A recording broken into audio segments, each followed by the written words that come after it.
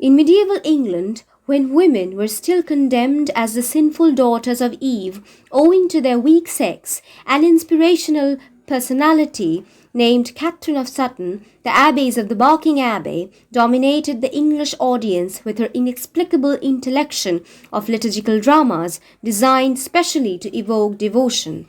Katherine, who held her office from 1358 to 1376, was presumably born into nobility, as only aristocratic women were granted admission into the nunneries to hold clerical positions and regulate official duties.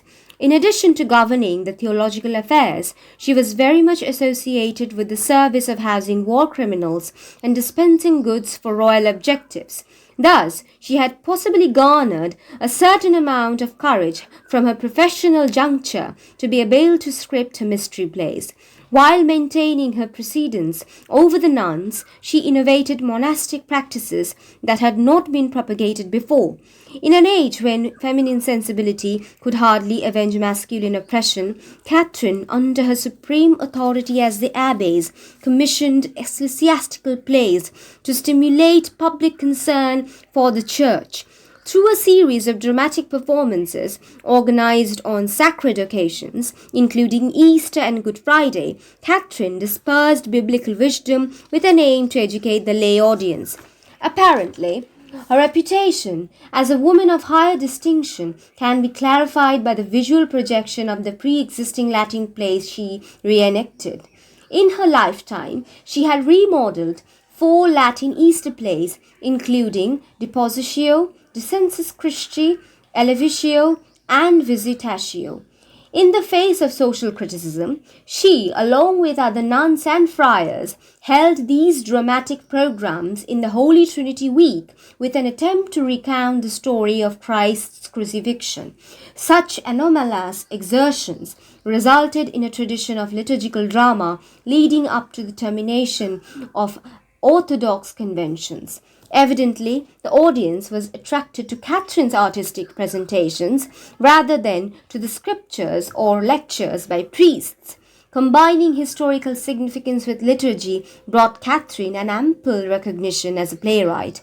As a medieval woman, Katherine's theatrical initiatives broke the myth of a feminine incompetence.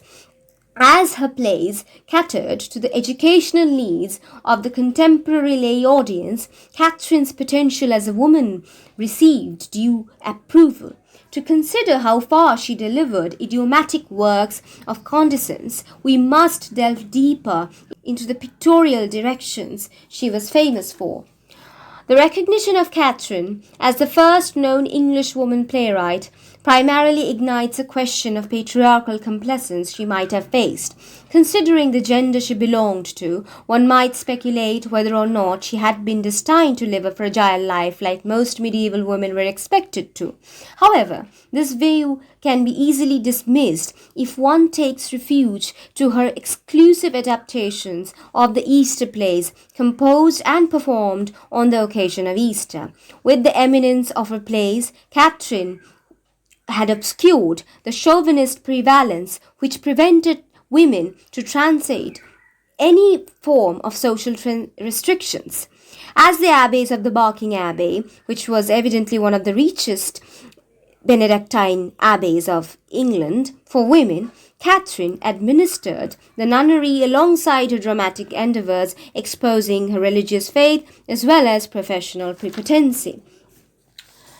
Depositio, for example, features her unique virtue when she describes the image of washing Christ's wounds with wine and water that is completely and a special image not found before. Strikingly, her plays Elevatio and Visitatio offer the audience vivid traits of impersonation. Moreover, the elevation ceremony found in the representation of the harrowing of hell in De Sensus Christi, usually performed in private for the monastic officials, was held for performance publicly so that the layman would be passionately withdrawn towards arresting descriptions of Easter. In addition to this, another instance where the 3 Marys are found announcing Christ's resurrection has been carefully chosen by the dramatists dramatist to venture female authority. Taking into account the minute descriptions of the depositio, a subtle conjugation of symbolism can be easily depicted. Katherine's initiation of performing arts to portray an increased devotion for liturgy has left a far-reaching impression on the medieval culture.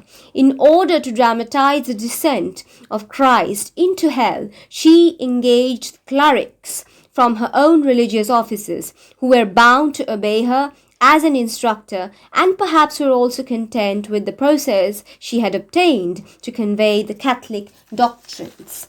Her dramas are fundamentally progressive instead of being romantic or idealistic as in the following ages, although it is unsure as to whether any of the nuns of Barking Abbey before or after her had produced such comprehensive performances or not. It was indeed a common practice to organize live sessions at the advent of any religious ceremony to spread amongst the commoners the fervours of Christ's glory. Not willing to submit herself to the tedious monotony of social limitations, Katherine seemed to have pledged to serve to both the women and the male audience an opportunity of viewing an authentic glimpse of what might have looked to glance at a theatrical play.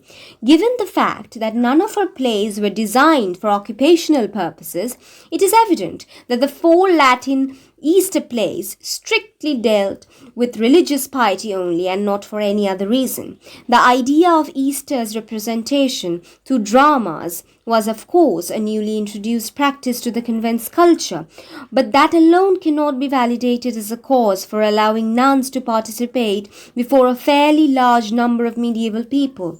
On one hand, Katherine can be accredited for the steps she took towards a feminist approach in a misogynist atmosphere, but on the other, one can speculate that her inclusion of female performers was solely an act of circumstantial convenience.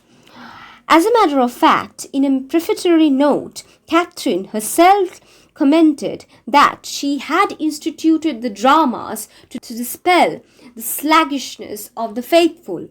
The supreme authority she possessed as the abbess ascertained her the power to wield innovative measures as a means for improving the presidency of Barking, which also enabled her an ease to derive dramatic concepts while exercising the plays she had adapted.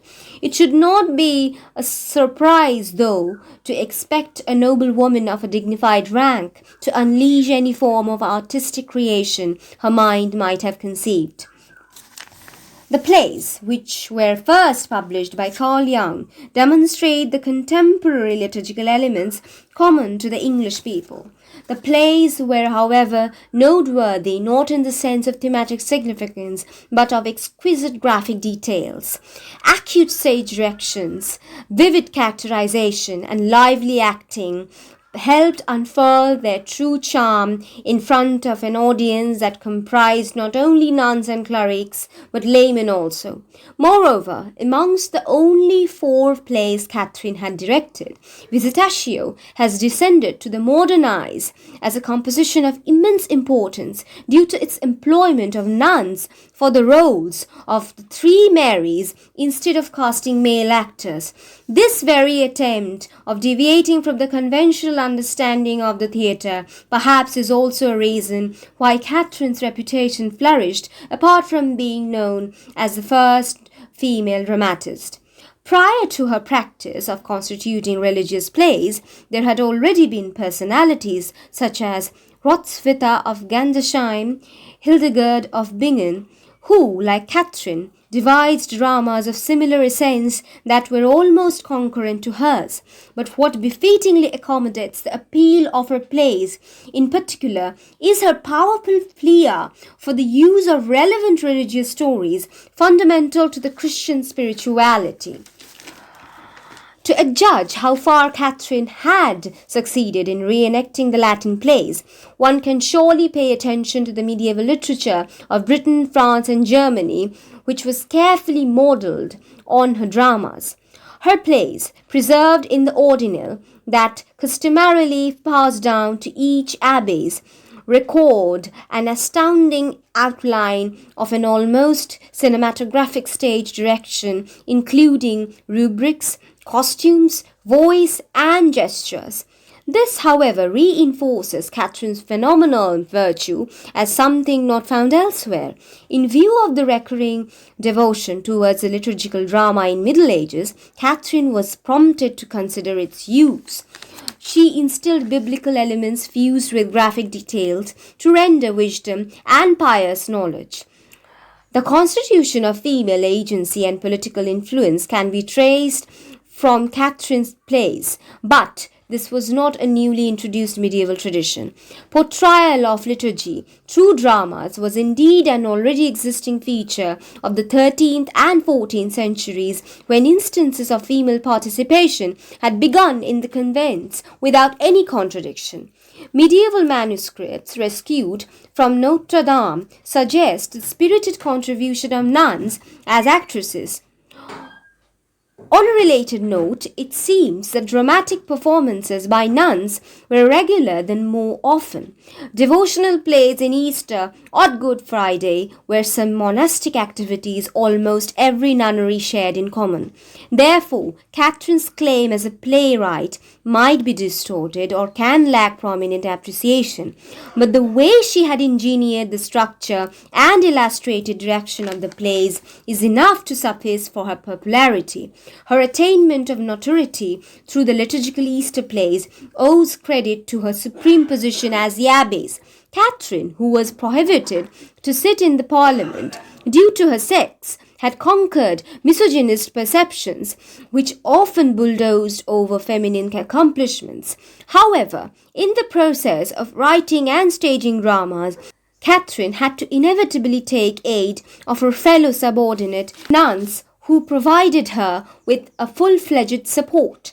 While pondering over the questions on whether to call her plays feminist embodiments or not, one perhaps should pay attention to her selection of the plays. The nature of the liturgical dramas can drag one out from being skeptical, as they do highlight the crucial roles played by female characters in compared to other religious contexts.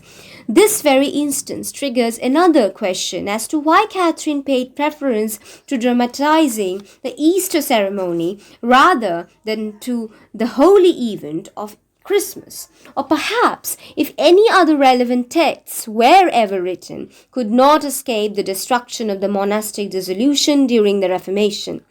Whatever probable incidents might have taken place, the four surviving Barking plays incorporate a subtle symbolic texture as well. Although the Renaissance and the Reformation were yet to declare their arrival, horrors of a new religious reform could be heard throughout Europe during the late 14th century. Contemporary historical accounts and hypothetical approaches can intersectionally reveal how important it was to prevent the Catholic faith from being perished. Contrarily, antithetical conceptions also claim that the idea of resurrection was harnessed to symbolize the inception of a modified view of Christianity, likely a new introduction forsaking the old Catholic faith. Whether or not the selection of the plays were indicative of any futuristic political upheaval, they did resemble the distinctive caliber of human existence metaphorically. The vernacular depiction of the Latin versions and retrieval in the form of plays evidently allured scholarly attention. Katherine not only did envision an unfamiliar avenue to eradicate people's attention from an age-old method of religious presentation, but she also instituted imagery and symbolism not used before. To reckon exactly how her contemporaries had perceived her efforts as a playwright, we do not have access to much historic evidence, since it is likely that the Barking Abbey, among other monasteries, faced severe political destruction and possibly lost many ancient manuscripts during the Reformation.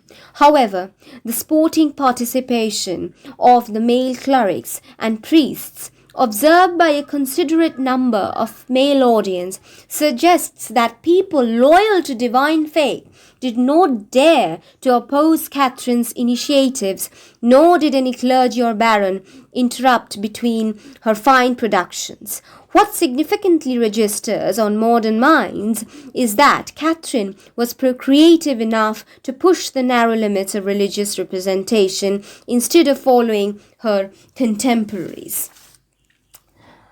Now, to conclude, it is necessary to examine Catherine's dramatic endeavours from a medieval perspective rather than from a modern viewpoint.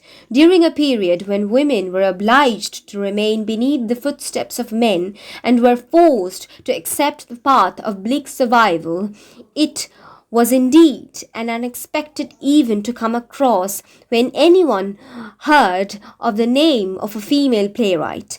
In contrast to such slender norms, Catherine can definitely be acclaimed for the standardized theatrical performances which left a deep influence on the plays of the following ages as well.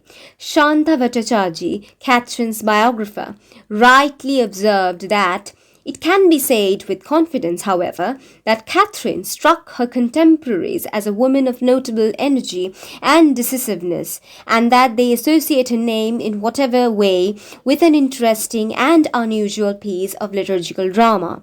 Therefore, it would be appropriate by far to postulate Catherine's firm position as a representative of feminist upheaval